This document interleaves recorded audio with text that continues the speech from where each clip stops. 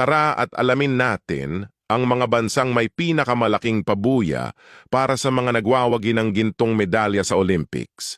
First, Hong Kong. Ang Hong Kong ang may pinakamalaking pabuya sa buong mundo para sa mga gold medalists. Pumapalo sa $768,000 ang matatanggap ng kanilang mga atleta na mag-uuwi ng gintong medalya.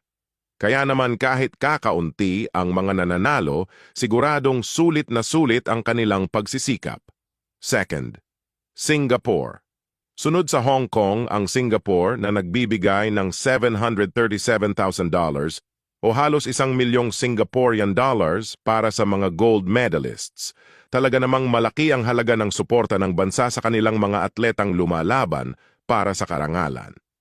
Third, Indonesia. Sa Southeast Asia, kabilang ang Indonesia na nagbibigay ng $346,000 para sa mga gold medalists. Malaking tulong ito para sa kanilang mga atleta, lalo na sa mga nangangailangan ng suporta para ipagpatuloy ang kanilang sports career. Fourth, Kazakhstan.